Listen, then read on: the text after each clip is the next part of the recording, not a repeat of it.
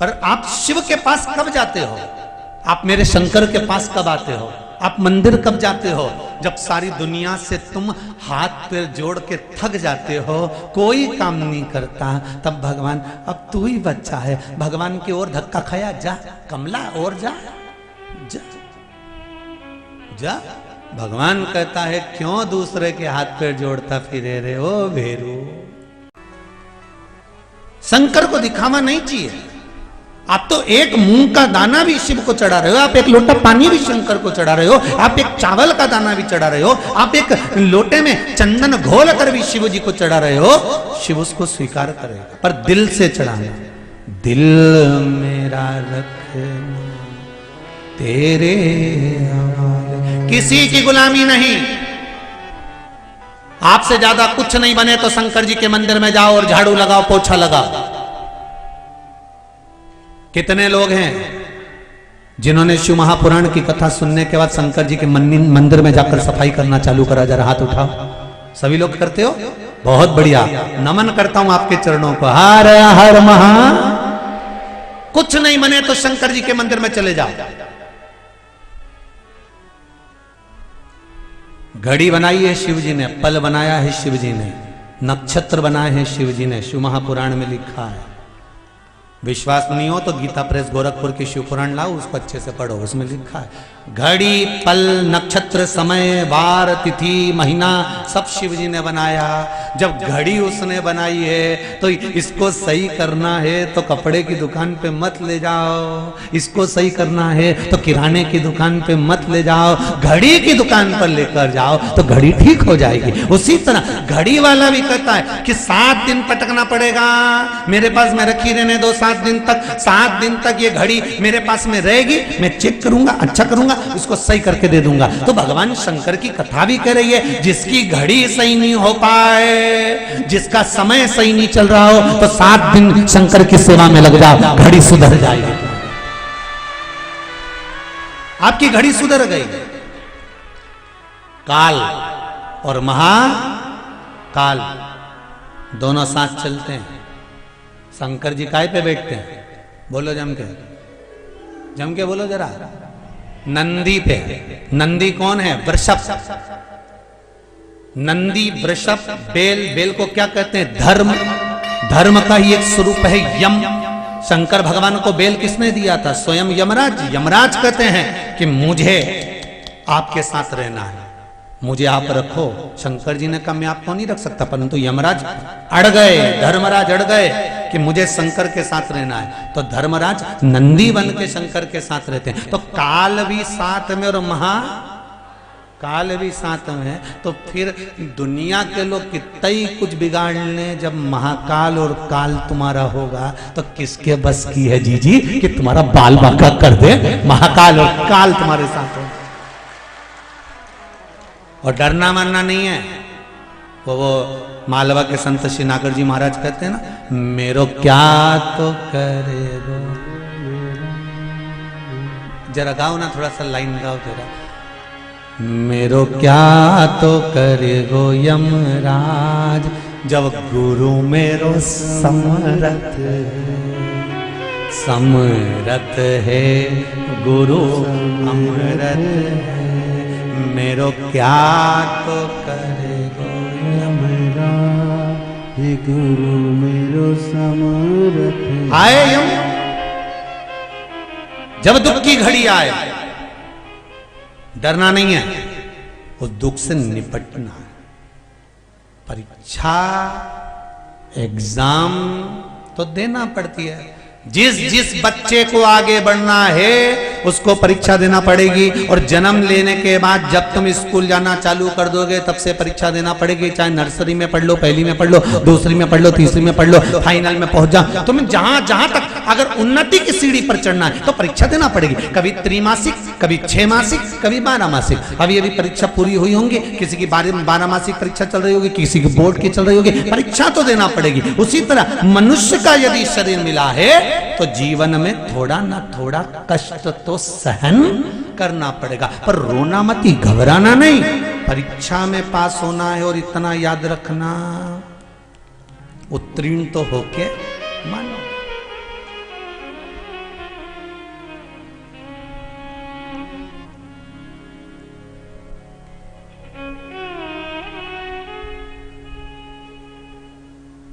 अरे आज सवेरे बेटमा में हम लोग ठहरे हुए हैं, तो बेटमा में भी पहले लगभग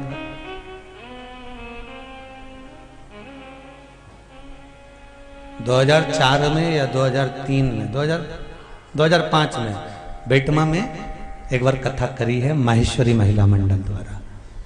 तो एक बहन ने आज सवेरे बहुत अच्छा प्रश्न किया कि गुरुदेव, प्रश्न हमारा ये है, आप कहते हो भगवान हमेशा आपके साथ में है, फिर दुख क्यों आता है? हमने कहा जी, जो टीचर पढ़ाता है उसी की ड्यूटी परीक्षा हॉल में लगती है कई बार। बोले लगती कि नहीं लगती? जो टीचर पढ़ाता है उसकी ड्यूटी परीक्षा हॉल में लगती है, और बेटे के सिर पे पसीना आता है लिखते लिखते। टीचर परिचित है, बच्चा खुश होता है कि टीचर है, पर टीचर उसको नकल कराता है क्या? जम के बोलो, नहीं। टीचर क्या कहता है? उस समय पर बोलता कुछ नहीं है, पेपर सामने है, कॉपी सामने है, लिखे जाओ।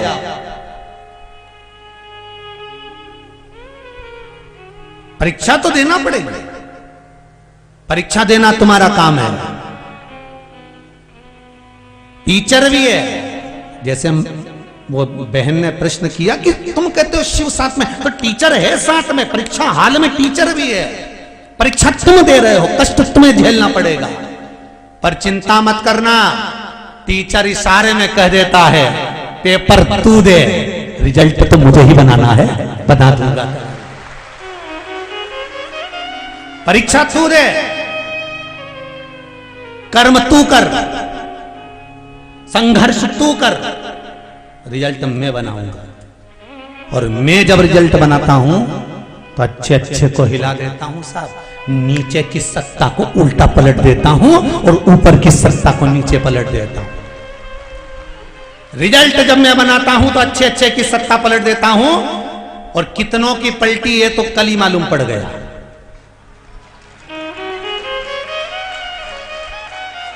कब नीचे ऊपर कर दो इसका मुझे कोई भान नहीं होता, बस रिजल्ट मैं बनाता हूं, तू अपना कर्म किए जा, कर्म में पीछे मत हटना, कर्म करते रहना, और जितना जितना तू कर्म करेगा उतना उतना फल तेरी जिंदगी में मिलता रहेगा। फिर निवेदन है, मत बुरे कर्म कर बंदे वरना पछताएगा, भगवान की आंखों से तू बच नहीं पाएगा, तू बच नहीं पाएगा। अरे ओ अज्ञानी मत करना, क्यों करे बेकार?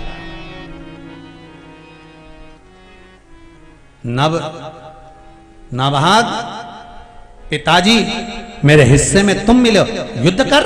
नहीं युद्ध नहीं करूंगा, अगर युद्ध करता हूं तो उसमें माता पिता का हृदय दुखेगा, अगर युद्ध करता हूं तो उसमें माता पिता का हृदय दुखेगा, मेरे को युद्ध नहीं लड़ना। फिर क्या करें? नाभाग कहता है आप मेरे हिस्से में आए हो, आप मेरे साथ चलो। पिता चले, एक कक्ष में रहने लगे, भूखे रह रहे थे, 7 दिन तक अन्न खाने को नहीं मिला। तब बेटे ने पिता से कहा, पिताजी क्या करूं आप बताओ। पिताजी कहते हैं काम कर, पास में ऋषि यज्ञ करा रहे हैं, पास में ऋषि यज्ञ करा रहे हैं, एक काम कर तू उस यज्ञ में पहुंच जा।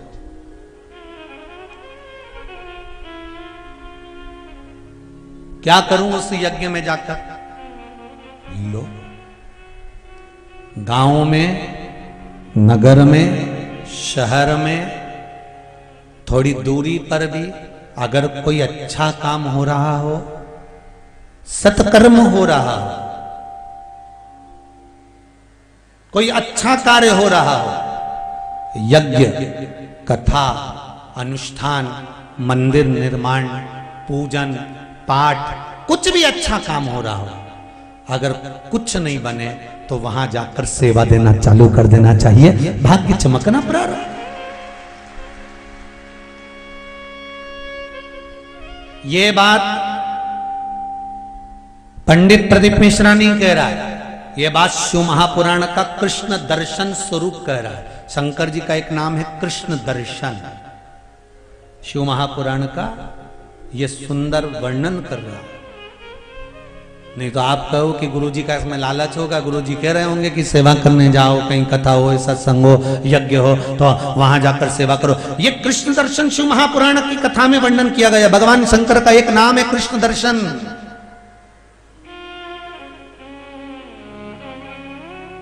कि सेवा करने पहुंच जाओ।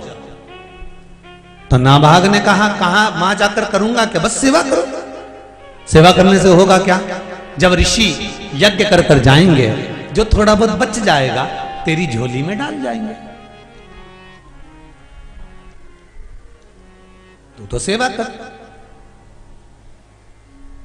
कर सेवा तू लगन लगा कर, मन में सच्चा भाव जगा कर, ही की आंखें खोलो रे अब वल्लभ के करो।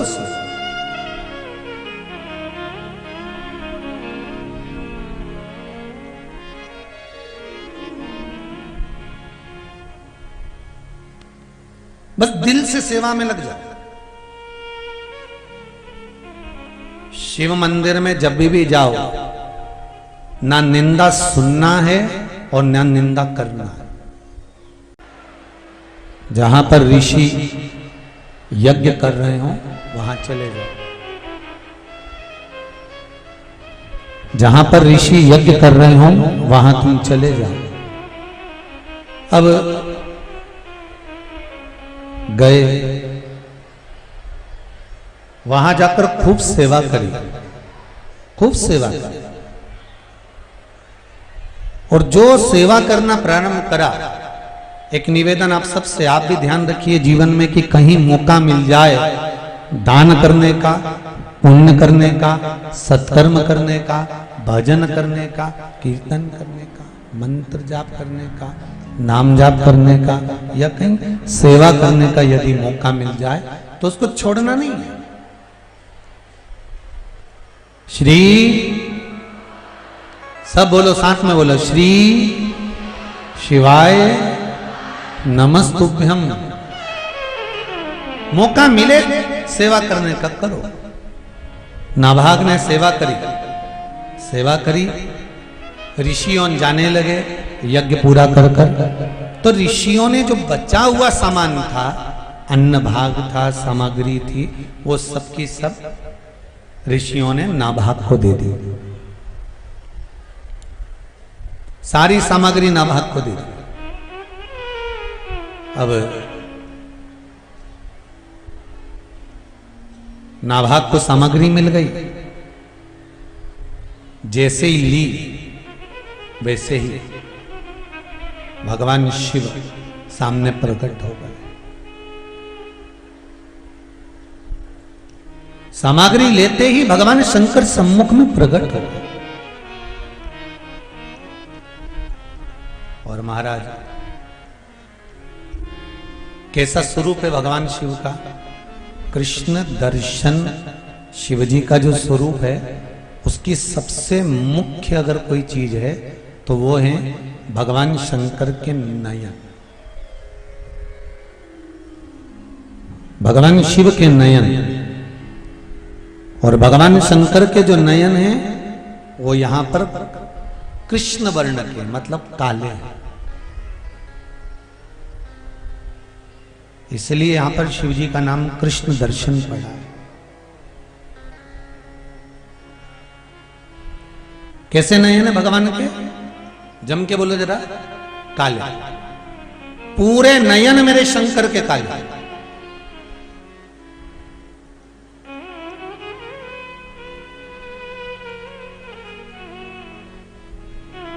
शिवजी ने कहा रुको नाभाग, ये ऋषियों ने जो सामान तुमको दिया है मालूम है किसका है? नाभाग ने कहा प्रभु मैं तो जानता नहीं, पर ऋषियों ने यज्ञ पूर्ण होने के बाद जो बच्चा था वो मुझे प्रदान किया।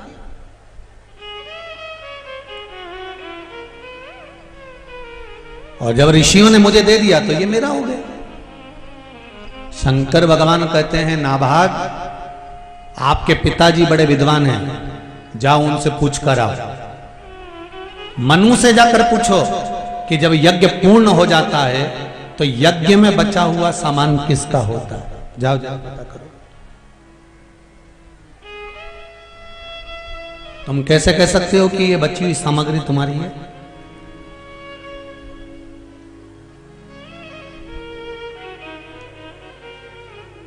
जाओ जरा मालूम करो। और नाभाग शिव जी का वो स्वरूप जो देखा था, बड़ी सुंदर जटा थी, गले में रुद्राक्ष की माला थी, हाथों में रुद्राक्ष थे, कमर पर एक सुंदर बागंबर बंधा हुआ था और गले में सुंदर रुद्राक्ष की माला, कानों में कर्णफूल में रुद्राक्ष थे, त्रिपुंड खिंचा हुआ था, नयन मेरे शंकर के काले थे, कृष्ण दर्शन स्वरूप भगवान वहां खड़े थे। और नाभाग को भेज दिया, जाओ जरा पता करो तुम्हारे पिताजी से कि यज्ञ में बचा हुआ सामान पर हक किसका होता। जाओ जरा पता करो।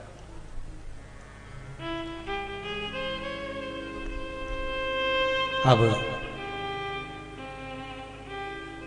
नाभाग दौड़ कर गए अपने पिताजी के पास में, दंडवत करा, प्रणाम करा। पिताजी ने पूछा, नाभाग तुम आ गए? हाँ, तुम तो कुछ खाने के लिए लेने गए थे, कुछ सामग्री लेने गए थे, ऋषियों ने कुछ दिया नहीं क्या तुमको? नाभाग बोले, ऋषियों ने तो दिया था, परंतु वहां पर कोई एक पुरुष आकर खड़ा हो गया है, जटा बंधी हुई है, त्रिपुंड लगा हुआ है, गले में रुद्राक्ष की माला है, हाथों में रुद्राक्ष है, कमर पर सुंदर आनंद में एक बागंबर बंधा हुआ है और बड़ा सुंदर स्वरूप है, बस आंख काली है। कर्पूर गौरम कर्णावतारम, नेत्र काले हैं बस, शरीर बड़ा सुंदर, रुद्राक्ष धारण करे हुए। पिताजी वो कह रहे हैं कि यज्ञ में बची हुई जो सामग्री होती है वो मेरी होती है, यज्ञ में बचा हुआ सामान सब मेरा है, ऋषियों ने मुझको दिया है और वो कह रहे हैं कि मेरा है। अब आप बताओ मैं क्या कर सकता हूं। इतने में मनु ने कहा, रुको, वो कोई साधारण नहीं है, वो रुद्र है, उसके पास जाकर निवेदन करो, उसका है। यज्ञ में बचा हुआ सामान, यज्ञ में बची हुई सामग्री, अनुष्ठान करने के बाद बचा हुआ जो सामान होता है वो रुद्र का होता है, वो शिव का होता है,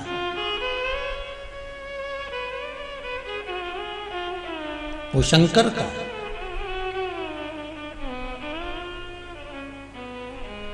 आप चरणों में उनके प्रणाम करना और प्रणाम कर करके देना, ये आपकी सामग्री है, आप रखिए, बस इतना कह देना।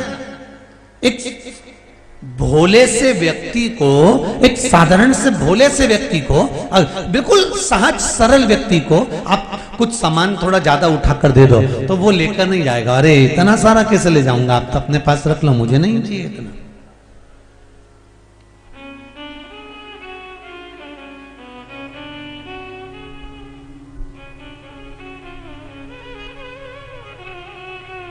भोले से व्यक्ति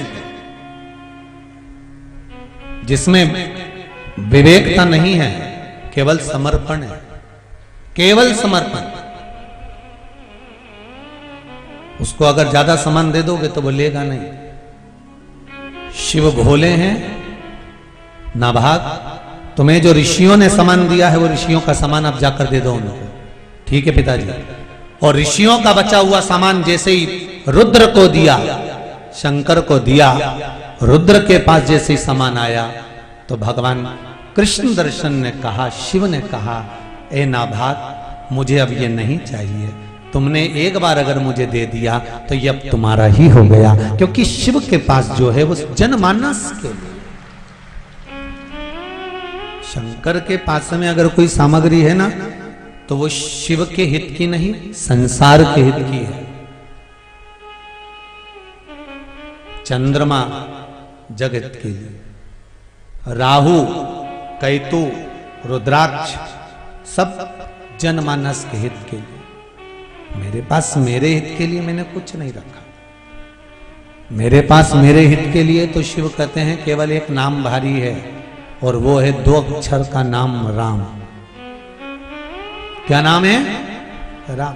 वो मेरे लिए भारी है, बाकी का ये सब चीजें मेरे पास किसी काम की नहीं, आप ले जाओ। जब सती माता के साथ में भगवान शंकर का जब विवाह हुआ था ना,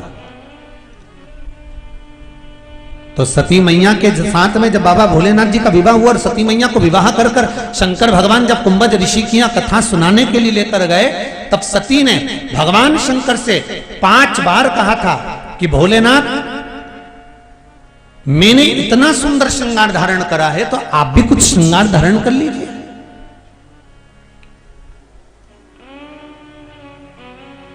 आप भी तो कुछ पहनिए, आप भी तो कुछ श्रृंगार धारण कर लो। शंकर भगवान कहते हैं, सुनो सती,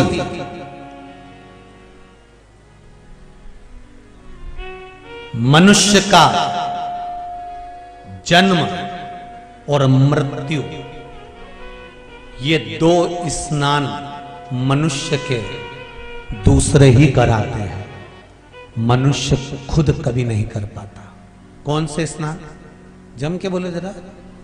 एक जन्म का स्नान और एक मृत्यु का स्नान। शिव कह रहे हैं सती से, सती, व्यक्ति के जीवन के 2 स्नान व्यक्ति कभी अपने हाथों से नहीं कर पाता। एक जन्म का स्नान और दूसरा मृत्यु का स्नान, दूसरे ही करा। शंकर कहते हैं, सती, ए सती, मैं शिव हूं और मेरा निवास शमशान में है। मेरा निवास शमशान में है सती। जिस भूमि पर व्यक्ति खुद श्रृंगार कर कर नहीं आता, उस भूमि पर मैं निवास करता हूं। मेरा निवास उस भूमि पर है जहां खुद व्यक्ति श्रृंगार कर कर नहीं आता। तो सती, मैं जब जनमानस के लिए हूं तो मैं अपना श्रृंगार क्यों करूं? मेरा श्रृंगार करने वाले इस संसार में बहुत पड़े हैं। मेरा श्रृंगार 1 लोटा जल, 1 बेलपत्र है। मेरा श्रृंगार 1 लोटा जल और 1 बेलपत्र मेरा श्रृंगार है। इससे ज्यादा मेरा श्रृंगार कुछ भी नहीं। और बाकी के श्रृंगार से मुझे मतलब है भी नहीं।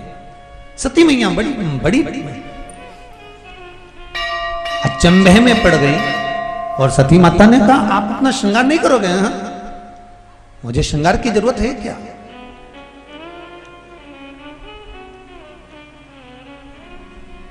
सहज है मैं। नमामि शमीशा निर्माण रूपम विभुं भगवान शिव। आनंद की राशि है मेरा शिव, उसको श्रृंगार की जरूरत नहीं है।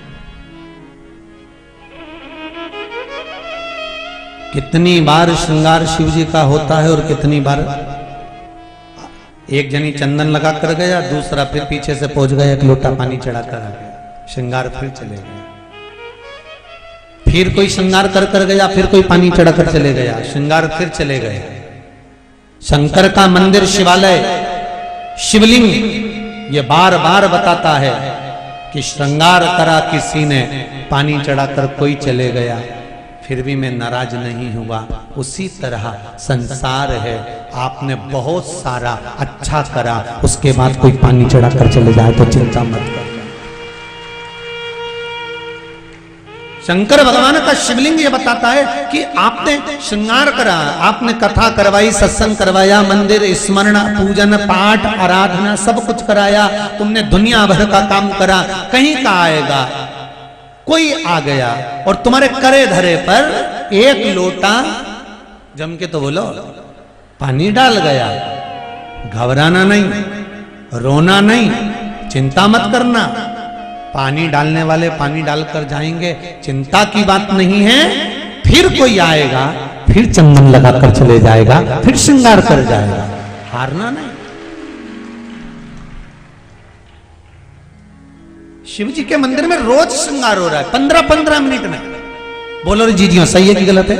आप लोग तो पशुपति व्रत करने जाती हो तो श्रृंगार कर कर आती है, इतने में दूसरी आ जाती है, फिर वो पानी डाल के चली जाती है, तीसरी आती है, फिर पानी डालकर चली जाती है। कितनी बार शिव का श्रृंगार होता है, कितनी बार बिगड़ जाता है। उसी तरह मनुष्य कितनी बार अच्छा करने का प्रयास करता है, फिर कोई पानी डालकर, बुराई कर कर, अपशब्द कहकर, ताने देकर, गालियां देकर उस अच्छे काम पर लोग पानी डालने का प्रयास करते हैं। घबराना नहीं।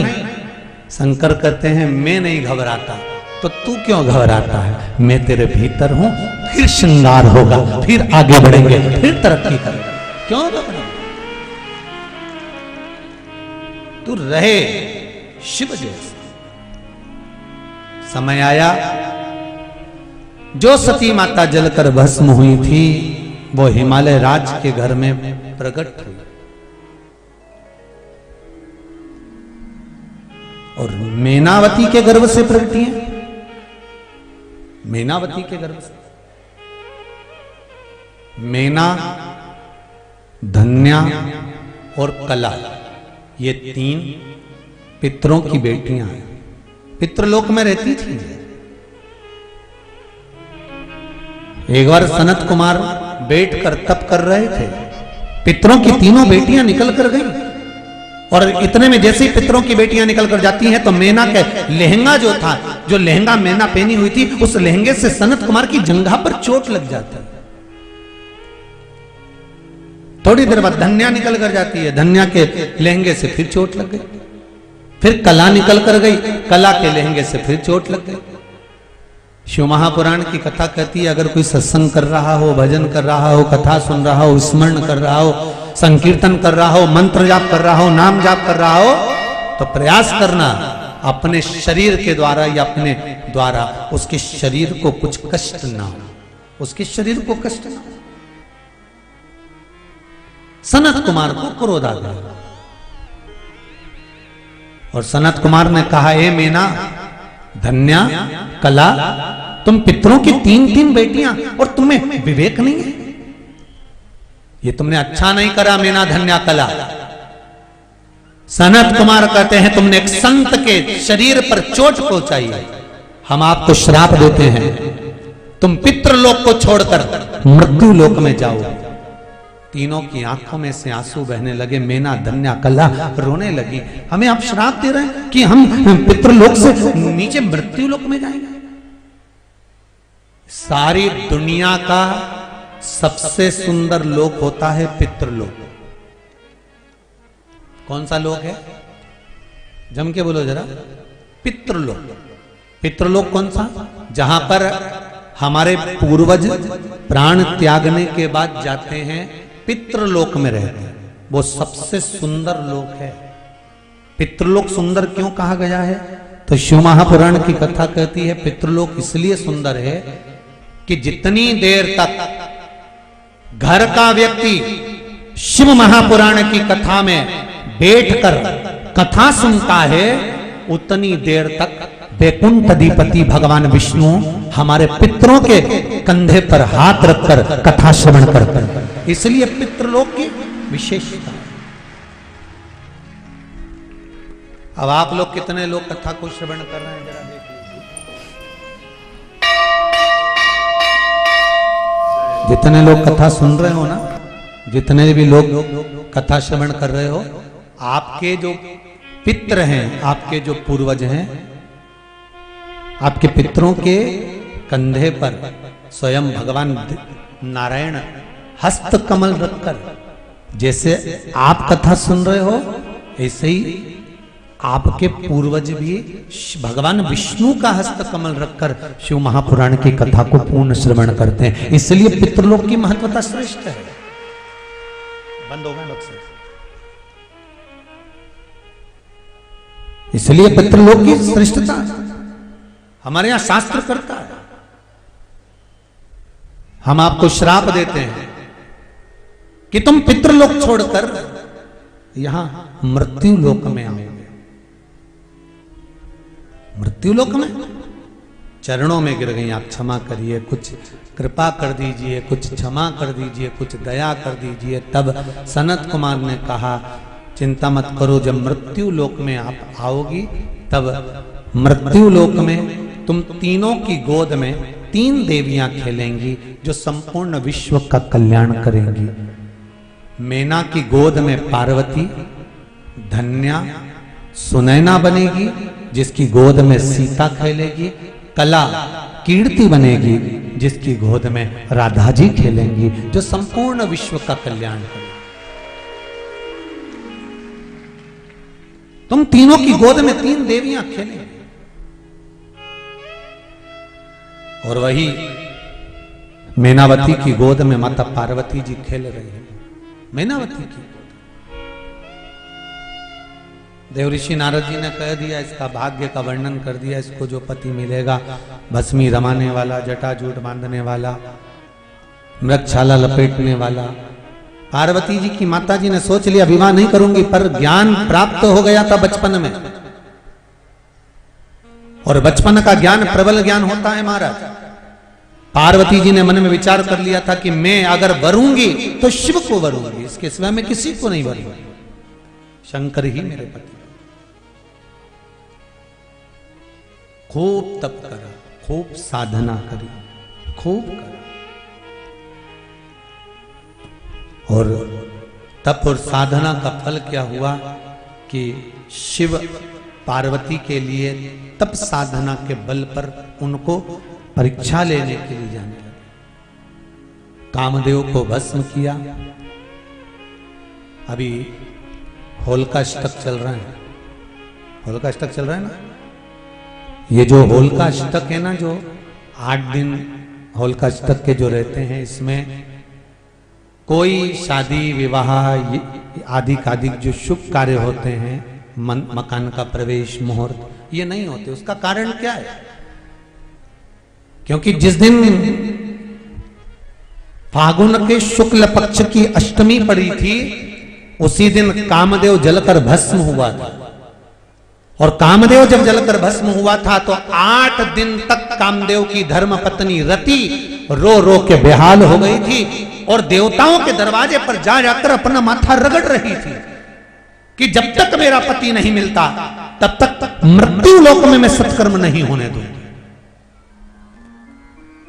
इसी को होलिका अष्टक कहा गया। रोती रही रती, आंखों से नीर बहाती रही रती।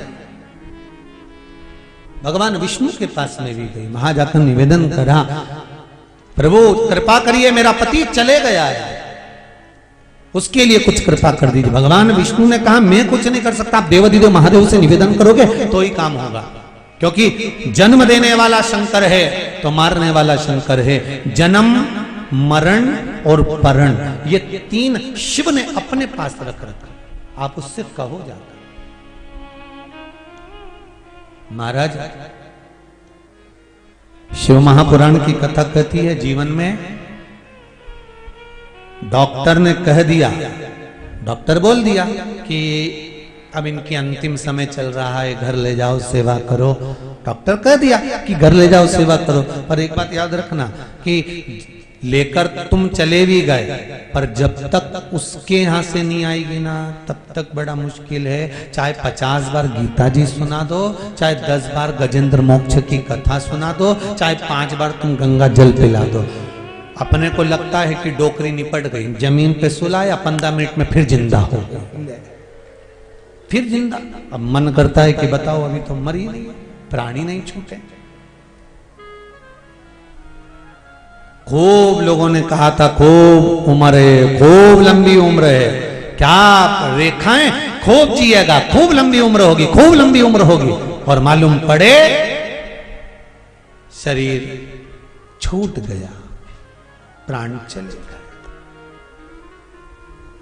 जन्म, मरण, परण 3 शिव के हाथ में है। कोई दूसरा उसको संभाल नहीं सकता, कोई दूसरा उसका वर्णन नहीं कर सकता। जन्म, मरण, परण ये शंकर ने अपने पास में रख रखा है, इसको कोई साध नहीं सकता, इसको केवल शिव ही साध, शंकर ही साध।